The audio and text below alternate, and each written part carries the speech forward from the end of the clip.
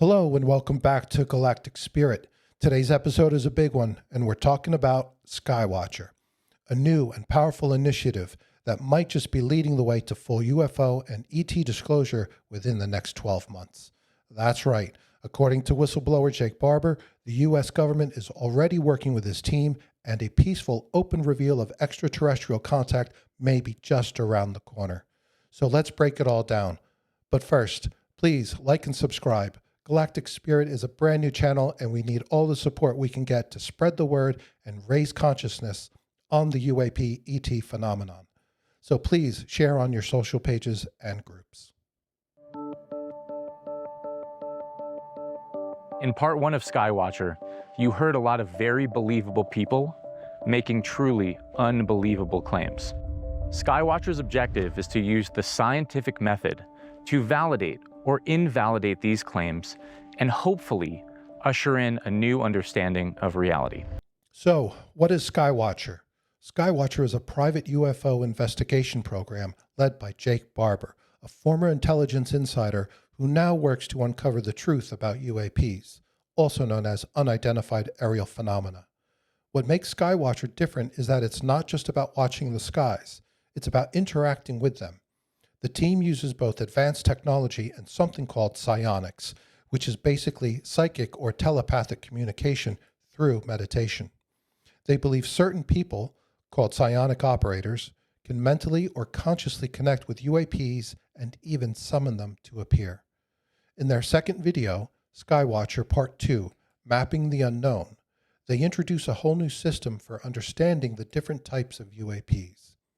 They classified 9 kinds of UAPs, including shapes like the Tic Tac, jellyfish, and manta ray.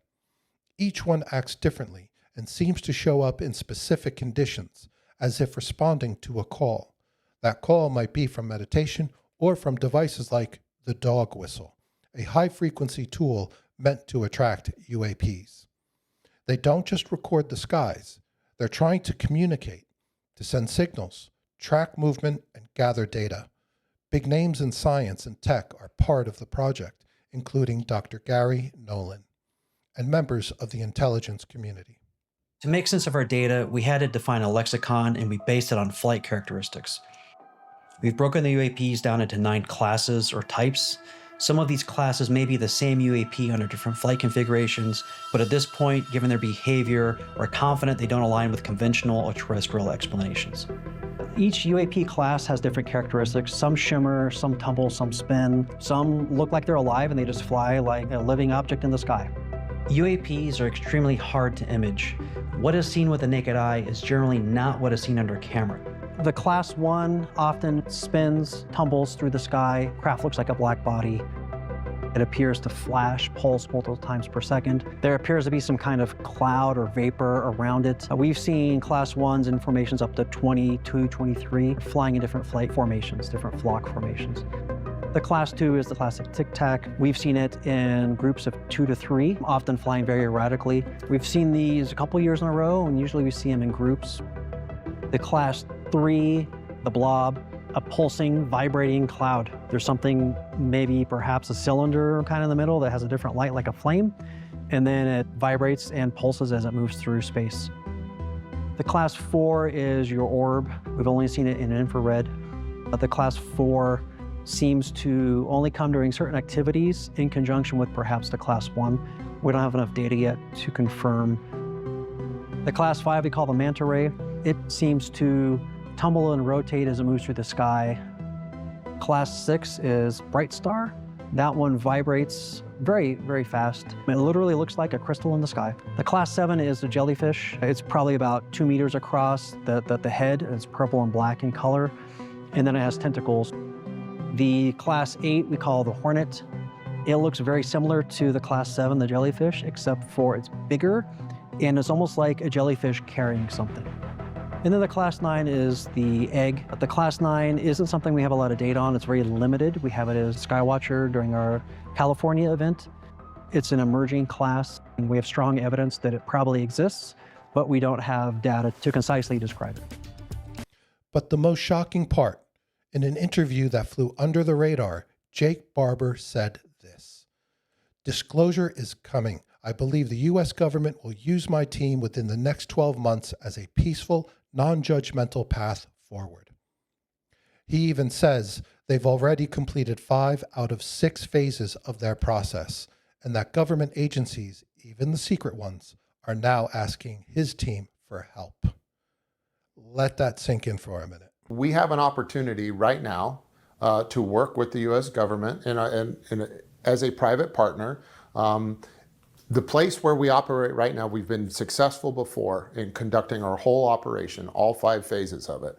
The U.S. government has shown an interest. They know we're capable. They know what we've pulled out of the sky. It's consistent with the egg and everything else I've told you about.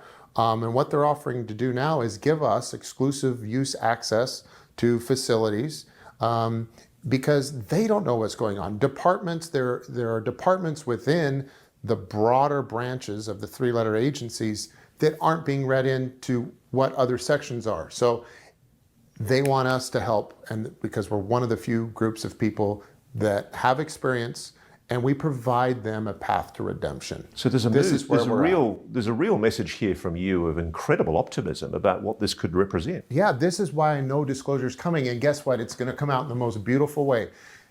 I believe the United States government in the next 12 months is going to use me and my team as a peaceful, non-judgmental path forward to disclosure. They're going to help us conduct our operations and gather evidence in order to present this subject matter to the public so that these questions can be answered once and for all. And all the questions. I'm talking about, what do the craft look like? How do they operate? Who is operating them? How are they being operated? And where are they coming from? We should be able to answer those questions probably entirely in the next 12 months.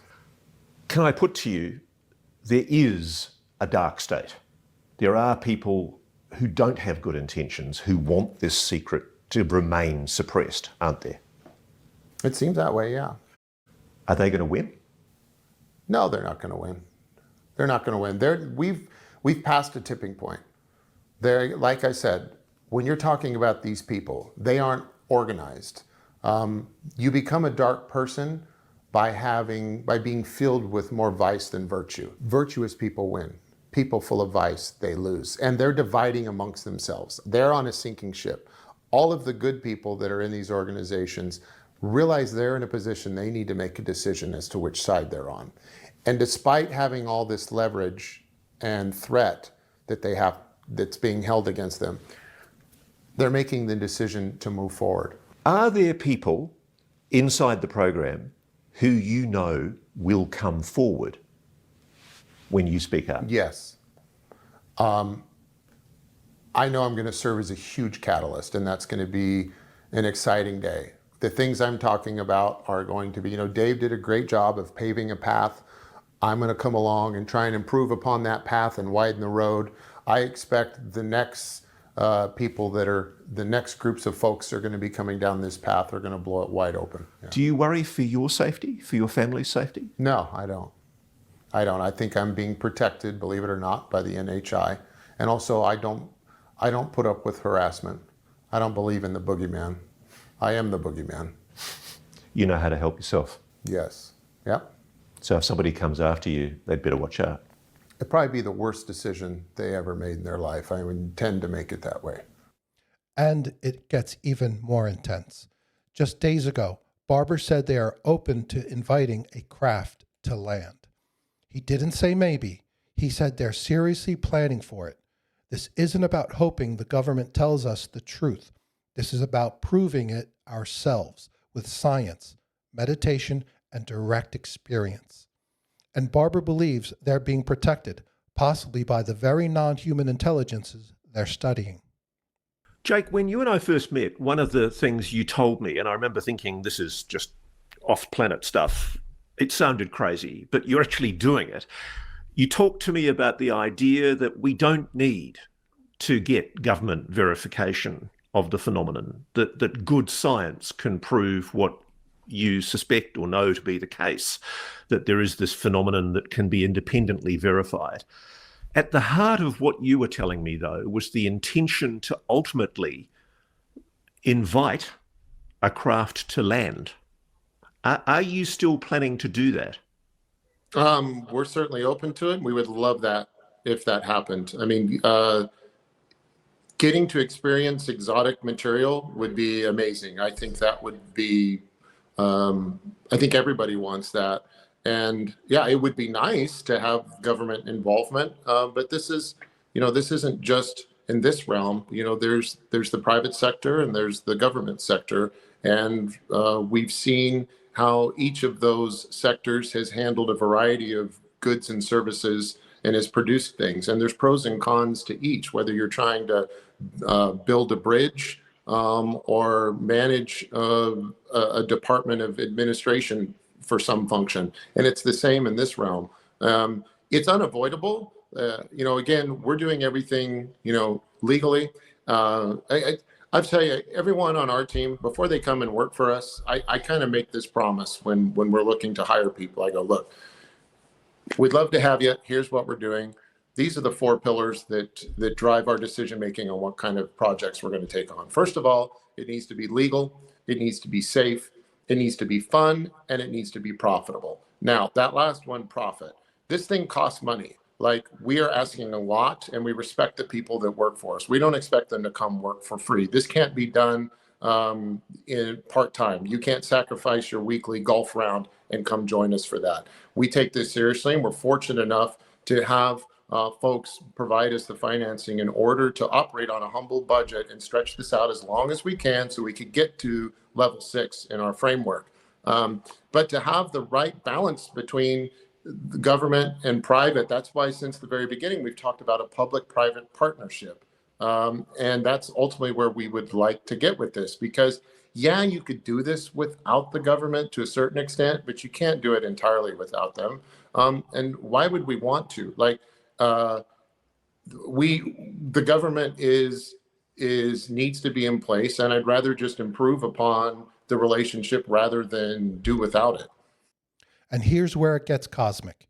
In a channeling from the Galactic Confederation of Light, featured in one of our past videos, they said this: a significant contact event is likely by the end of 2025.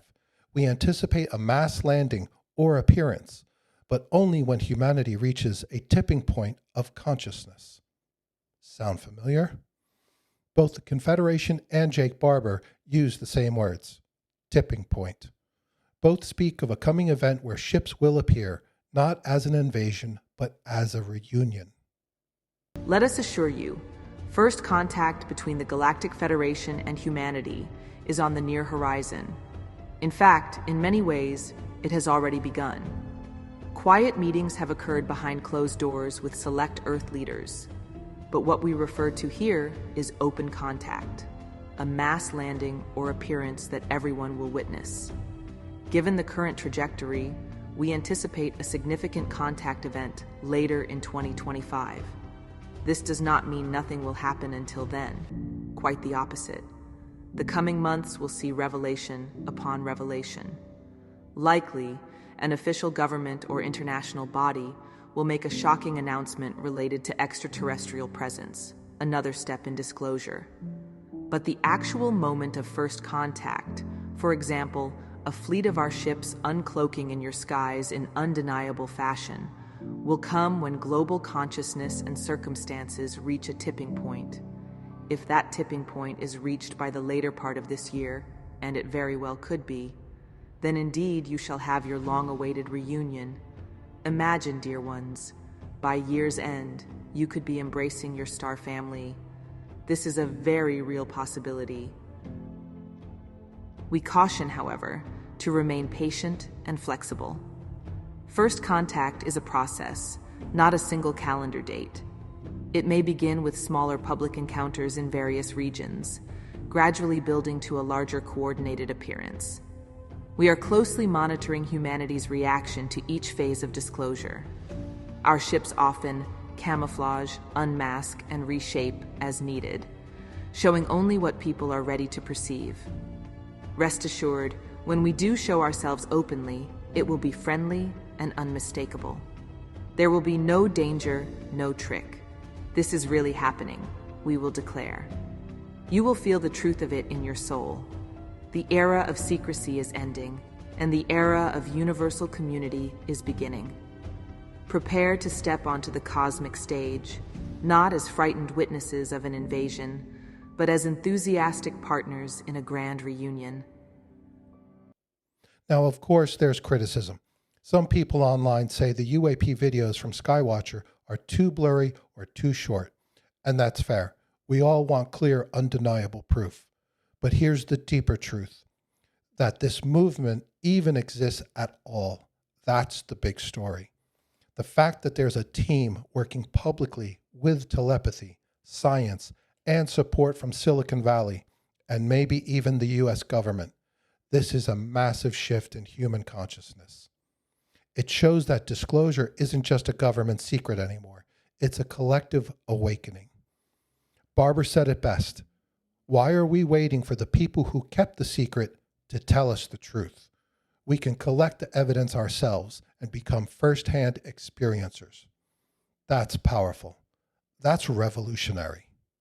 Clearly, at the heart of all of this, there's been an 80-year cover-up where we've all, outside in the normal world, been told that this is nonsense. Aliens aren't real. Telepathy is nonsense. How do you deal with that? How do we reverse decades of stigma and taboo? You inform yourself. Why are we relying on these people that have been keeping the secrets to let us in on the secret? Why don't we make their secrets obsolete by capturing the evidence ourselves and becoming all firsthand experiencers of the phenomenon and the technology? Because that's possible. And from what you're saying, Jake Barber, that's a beautiful experience. Yeah, it was the most beautiful experience I've had in my life. Would you like to see your kids one day doing that work? My kids already are, believe it or not. So what's next? Barber says we may have answers to the biggest questions, what the craft are, how they work, and who's flying them, within a year. The Confederation says mass contact could happen by the end of 2025. And in the middle of all of this is you. Because the more we awaken, the faster we reach that tipping point. Stay curious, stay open, and remember, we're not just watching the sky. We're part of a cosmic family wanting to say hello. Until next time, this is Galactic Spirit.